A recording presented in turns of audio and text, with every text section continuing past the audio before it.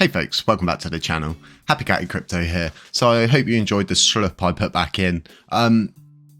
As you can tell, educational videos aren't very interesting to most people, but I feel like that's a really good video for you guys to consume, for you to watch, and for you to understand exactly what the network is.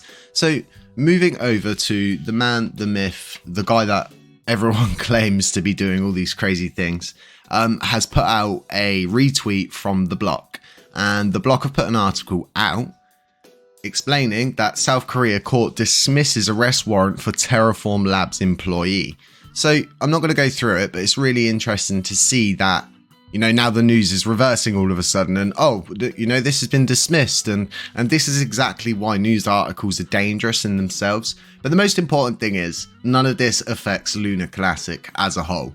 The blockchain in itself is ours. It's the community's. It belongs to us. And this is, oh my God, a pop-up. And this is why it's so important to move away from USTC, because Do Kwon has a plan to repay USTC holders and make them whole again from the LFG guard. So there's lots of stuff going on that side of things. So I'm happy to welcome a AFT token. And what I think is quite important about both of the plans that have been put forward recently by Alex is that both of them have a huge downside. One of them means minting a load of coins, and the other one means either emptying the Oracle rewards pool or emptying the majority of it. And then that comes into play of asking validators to then once again run at a loss. And they ran at a loss that whole time. We couldn't stake. All validators were near running at a loss. Not all of them, but the majority of them. Not ones like Orion Money, they were doing fine. But, you know, across the board, sorry, excuse me. Across the board, you can't ask validators to kind of do that again. And then obviously it affects you yourself with the staking rewards you get. So there has to be some kind of middle ground, I guess, as to how the route goes with everything to do with this new AFT token, which is pretty much an algorithmic fungible token. Okay, it's a fancy name for a coin that's not going to be a stable coin. It's all about wording. So let's move over to the BitQuery Explorer quickly, and I've got it set to yesterday. We burnt 10.32 million yesterday, but we've only burnt 1.27 million today, and this is just normal. Okay, it's normal to have more one day and then less another day. On Mondays, we're always going to have an exponential amount come from Binance, and that's guaranteed every week for us, no matter what. And that's the difference with this blockchain, is the community has got the Cex'S ears.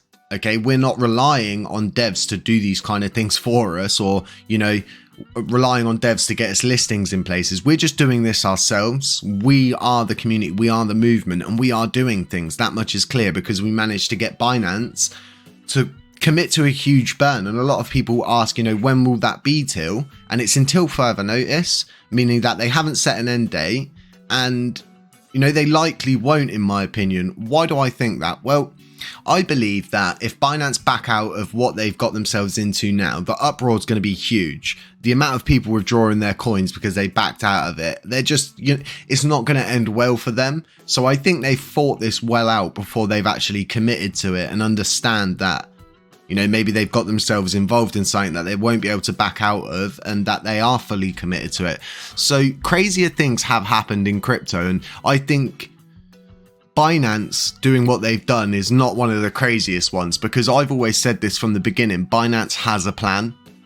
They've always had a plan. If I lost that much money to a crash, I would have a plan, especially before it gets to the end of my tax year, so to speak. Now, a lot of people sit there and say, you know, when are we going to get to $1? And I don't ever talk about this much because it's not really much of a problem. But what I want to say to you folks is, look at the market cap and see it for what it is now, okay? And then imagine, well, don't imagine, set each coin is worth now $1. Okay, so that would mean the market cap, if each coin was worth $1 right now, would be around 6.1 trillion, you know, dollars, because each coin would be worth $1. So you can kind of understand, if you look at Bitcoin's market cap, that's not happening. We've got a lot of work, and this is why the burn tax is in place. So numbers like $1 are actually reachable because we've reduced our circulating and total supply. So really good. And the thing I like about this coin most is our holders.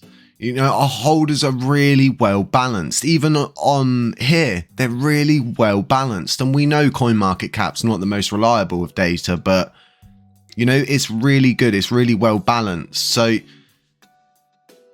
the future for Lunar Classic will be built around its community. It will be built around the movements that happen inside it. And like I keep saying to you folks, there's so many good things coming for this movement in the future. I think if we go to the overall counter, you know, it's nearly at 14.5 billion. And I know it doesn't seem like a lot now, but when the weeks start passing by, the months start passing by, all of these different exchanges commit to the burns as Binance has, and all of the other burns taken. So someone's figured out Binance burning on their own. I think they could be able to do it in 6 years.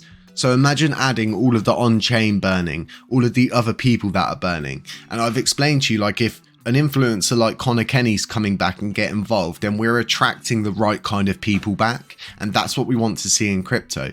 That's what we really want to see in crypto. We want to see people coming and using our coin, wanting to be part of this amazing community that's been built. And the Lunk community is there's no other like it, in my opinion.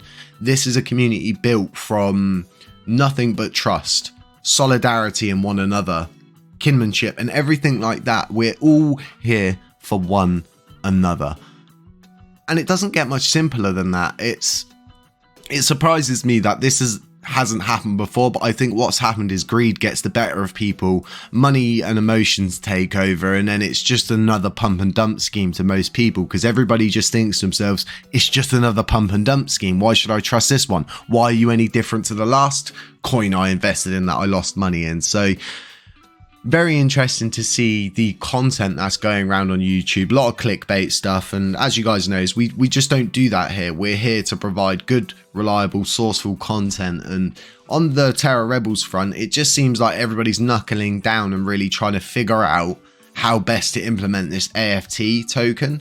So let me know what you guys think about, you know, either minting coins, emptying the Oracle rewards pool. What do you guys think? I'm going to be doing a video because I honestly believe a pre-sale is one of the routes to possibly go down. Create a percentage split on the buy and sell orders, give the people buying in the pre-sale, you know, a percentage discount, and figure it out that way. I'm sure there's many other routes to this, but you know, when there's only a select few minds going in it, I guess, you know, it kind of stays inside the box. But what I do know is Zardar's got a huge plan. And when Zardar has a plan, it's normally a good one. I can't see him coming up with a bad plan. The guy's very intelligent. He understands what he's going on about. And like most of us, we all know what we're going on about. And that's why it's always important to kind of ensure you're getting your information from the correct person. So folks, stay safe out there, okay? I'm not a financial advisor, neither's my avatar, and neither's the cat. And we'll catch you in the next one.